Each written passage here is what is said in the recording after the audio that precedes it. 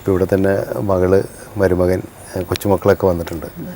നമുക്ക് അവരെല്ലാവരും ഈ വേദിയിലേക്ക് സ്വാഗതം ചെയ്യാം.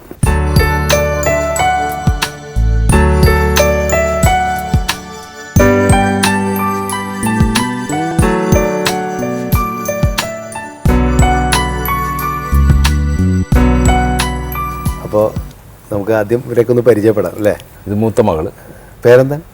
ശൈലജ. ശൈലജ അധ്യാപികയാണ്. ഇത് മൂത്ത മരുമകൻ നിഷാദ്. നിഷാദ്. എവിടെയാണ്? ആലുവ. ഇത് സാഹിലി, മൂത്ത പേരക്കുട്ടി, നമ്പർ 1. ഇത് കൊച്ചുമോള്. ഇത് രണ്ടാമത്തെ മോള് സബിത. ഇത് മകൻ. മകളുടെ ഹസ്ബൻഡ് വന്നിട്ടില്ല. മകൻ വന്നിട്ടില്ല. മകൻ്റെ വൈഫും വന്നിട്ടില്ല ഇവിടെ അല്ലേ? സന്തുഷ്ട കുടുംബം, സംഗീത കുടുംബം എന്നുള്ള രീതിയിൽ. ഇതിലാരൊക്കെങ്കിലും പാടുമോ? മക്കൾ പാടുമോ? ഇവരൊക്കെ പാട്ട് പാടും. പക്ഷേ ഇവർക്കൊക്കെ ഉള്ളൊരു ബുദ്ധിമുട്ട് എന്ന് പറഞ്ഞാൽ എല്ലാ വിഷയങ്ങളും കഴിഞ്ഞ അവസാനത്താണ് പാട്ടല്ലേ? ഇദ്ദേഹം വയലിൻ പഠിക്കണമെന്ന് പറഞ്ഞിട്ട് ഞാനൊരു വയലിൻ മേടിച്ചു. പക്ഷെ ഇതുവരെ വയലിൻ വായിച്ചിട്ടില്ല. പഠിക്കാനൊക്കെ തുടങ്ങിയില്ലേ? ബാക്കി പറഞ്ഞോ. വായിച്ചിരുന്നു, കുറേ നാൾ വായിച്ചിരുന്നു, സ്കൂളിലും ഒക്കെ വായിച്ചിരുന്നു. പിന്നെ ഒരു കല്യാണമൊക്കെ കഴിഞ്ഞപ്പോൾ ഒരു ഗ്യാപ്പ് വന്നു. പിന്നെ ഇപ്പോൾ കണ്ടിന്യൂ ചെയ്യണമെന്ന് പിന്നെ ഒരു ആഗ്രഹമുണ്ട്. പിന്നെ ഹാർമോണിയം പഠിക്കണമെന്നും കുറച്ച് ആഗ്രഹമൊക്കെ ഉണ്ട്. എന്നെ വളരെ സ്പർശിച്ചൊരു കാര്യമായിരുന്നു. മകൾ ഇങ്ങനെ ഒരിക്കൽ സ്കൂളിൽ വിട്ട് വന്നപ്പോൾ അല്ലേ, ആരോ പറഞ്ഞു അങ്ങനെ പറഞ്ഞ്, മൂത്ത മകളാണ് അല്ലേ, വാപ്പാതി കൂടി അല്ലേ, അതൊന്ന് വിവരിക്കാമോ? ഞാനതിങ്ങനെ വായിച്ചപ്പോൾ എനിക്ക് എന്നെ സ്പർശിച്ചു. അങ്ങനെ ഞാൻ മുമ്പായിട്ടൊന്നും എനിക്കൊരു സംസാരിക്കുകയും ചെയ്തു ഇവിടെ രാവിലെ വന്നു. എൻ്റെ സ്കൂള് റോഡ് സൈഡാണ് കറക്റ്റ്. അപ്പോൾ ജനലൊക്കെ ശരിക്കും റോഡ് സൈഡിലേക്കാണ്. അപ്പോൾ എൻ്റെ കൂട്ടുകാർ കണ്ട് ഇങ്ങനെ എന്നെ കളിയാക്കി പറയണ പോലെ പറഞ്ഞു. അപ്പോൾ ഞാൻ വീട്ടിൽ വന്ന് ഉപ്പ അടുത്ത് പറഞ്ഞു. ഉപ്പ പറയുമ്പോൾ ഒരു ഓർമ്മ എനിക്കുള്ളൂ. അത് ഒരുവിധം ചെറിയ പ്രായം എന്ന് പറഞ്ഞാൽ ഒരു 4-5 പഠിക്കുന്ന സമയത്ത് കള്ളുപിടിച്ച് റോട്ടിൽ കൂടി പോകണ കണ്ടൊരു കൂട്ടുകാർ പറഞ്ഞു, ആടി പോകണ അട്രാക്ഷൻ. അത് സത്യത്തിൽ വല്ലാത്തൊരു വേദനയായില്ലേ? പലരും ഇങ്ങനെ പറയും കുടിക്കരുത് പഠിക്കരുതെന്നൊക്കെ പറയുമ്പോൾ അത് മൈൻഡ് ചെയ്യും. ഇത് കൊണ്ടത് ശരിക്കും ജീവിതത്തെ മാറ്റിമറിച്ചതെന്ന് പറയാൻ തുടക്കം കുറിച്ചത് കാരണം മൂത്ത മകളാണ്. മൊത്തം പല കാര്യങ്ങളും ഇപ്പോഴും എന്ത് കാര്യവും അവളെ വിളിച്ച് മകളുടെ സ്വാധീനം നന്നായിട്ടുണ്ടല്ലേ? ഓരോ കാര്യം. ഇപ്പോൾ കവിതയുടെ കാര്യം, ഇപ്പോൾ ആദ്യം കമ്പോസ് ചെയ്ത മലയാള ഗസൽ ONV സാറിൻ്റെ. അത് ONV സാറ് കവിത ചോദിച്ചിട്ട് ONV സാറ് പറ്റില്ല എന്ന് അതിൻ്റെ എല്ലാം വിശദീകരിച്ചുകൊണ്ട് തന്നെ പിന്നീട് അദ്ദേഹം 3 ആൽബം തന്നു. ഇപ്പോഴൊരു ആൽബം റെഡി ആയിക്കൊണ്ടിരിക്കുകയാണ്. അന്ന് ഒരു കവിത ഞാൻ എടുത്ത്, ആ കവിത മോള് എടുത്തിട്ട് എൻ്റെ ബെറ്റി കൊണ്ട് വെച്ച്. അത് ആഴ്ചപ്പതിപ്പ് പഠിപ്പ് കഴിയുന്നവർ ആരും വായിക്കാൻ പാടില്ല എന്ന് കർശനമാണ്. പക്ഷേ എൻ്റെ ബെഡിൽ തന്നെ ഒരു ആഴ്ചപ്പതിപ്പ് വന്നു. അപ്പോൾ അതിൻ്റെ ഒരു റിയാക്ഷൻ ഉണ്ടായി. ആരാണ് ഇവിടെ അന്നെന്നൊക്കെ പറഞ്ഞാൽ പട്ടാളച്ചിട്ടും ഒച്ചമ്പളം. അപ്പം ഉമ്മ പറഞ്ഞ് പുന്നാരമ്മോളം ഉണ്ടെന്ന് വെച്ചാണ് അതിലെന്തോ ഉണ്ട്. അപ്പോൾ അവിടേക്ക് ഈ കവിയും കവിതയും എന്നും പറഞ്ഞിട്ടൊരു ഭക്തിയില്ല.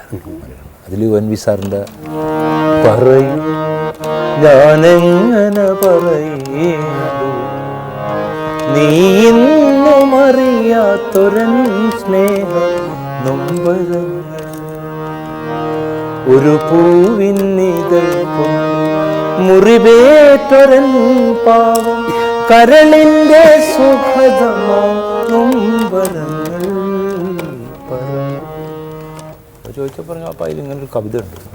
അത് ട്യൂൺ ചെയ്യാൻ പറഞ്ഞു. അപ്പം തന്നെ പെട്ടിയെടുത്ത് വെച്ച് അങ്ങനെ കമ്പോസ് ONV വരാൻ കാത്തിരുന്നു. ONV വന്നപ്പോൾ അത് കേൾപ്പിച്ചു കൊടുത്തപ്പോൾ ONV വരാൻ കൊടുത്തുന്നു.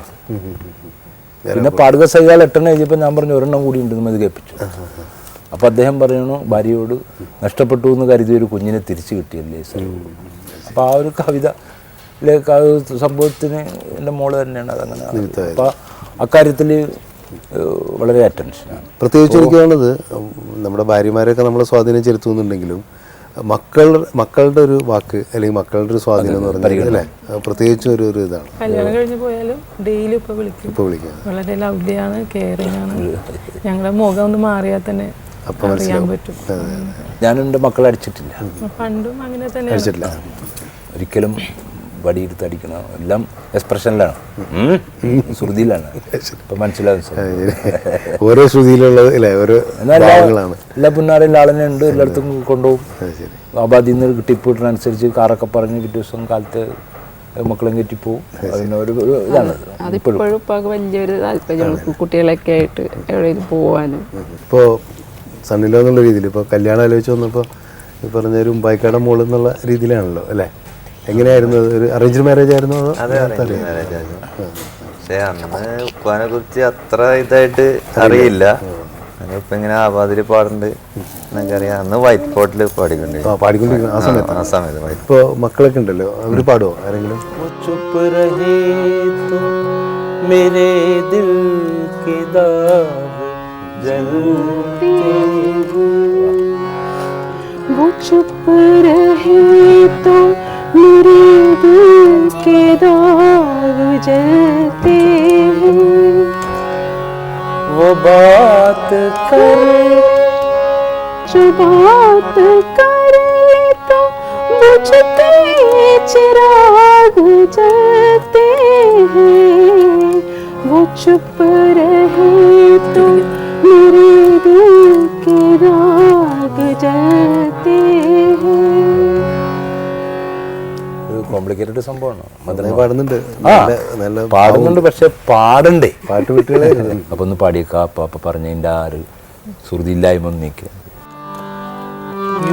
हसरतों के दाग मोहब्बत में ढोलिए, खुद दिल से दिल की बात कहे और रो लिए, यूं हसरतों के दाग.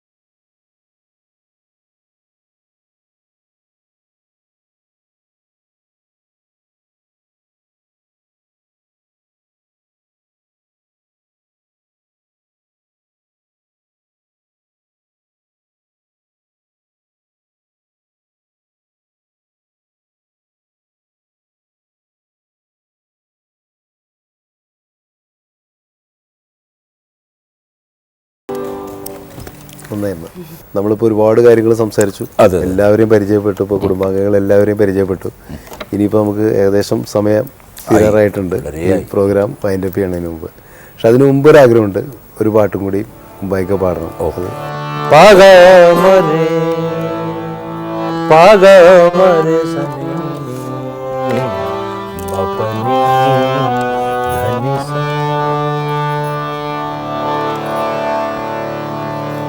ने सारे पगमरे पामनी धनी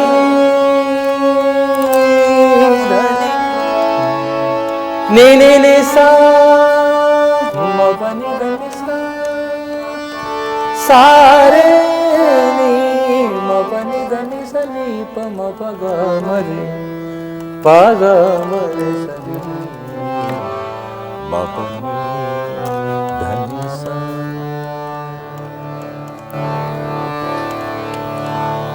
പാടുക സൈഗ പാടു നിൻ രാജകുമാരി പാടി പാടി പാടി പാടി സ്വപ്ന നഗരിയിലെ പുഷ്പശയ്യയിൽ നിന്ന സ്വപ്ന നഗരിയിലെ പുഷ്പശയ്യയിൽ നിന്ന മുഗ്ധ സൗന്ദര്യത്തെ ഉണർത്തരുതേ, ഉണർത്തരുതേ. പാടുക സൈഗ ആയിരത്തൊന്ന് രാവിൽ നീളും കഥകൾ പോലെ ഗായക നിർത്തരുതേ നിൻഗാനം.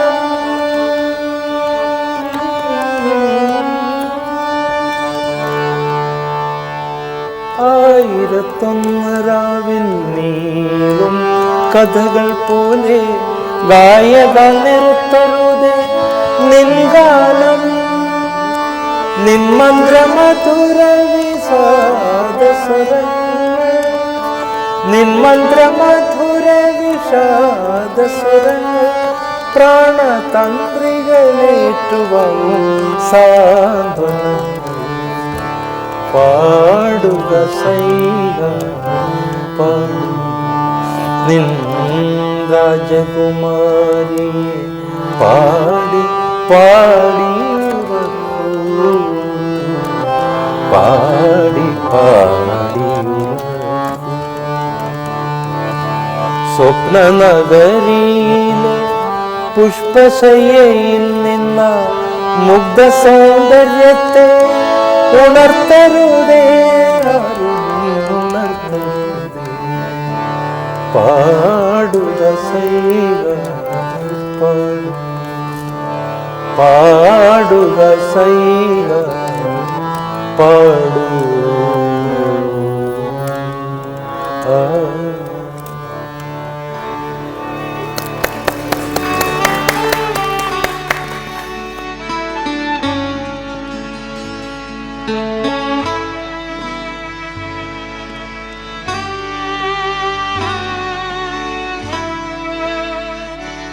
Thank you.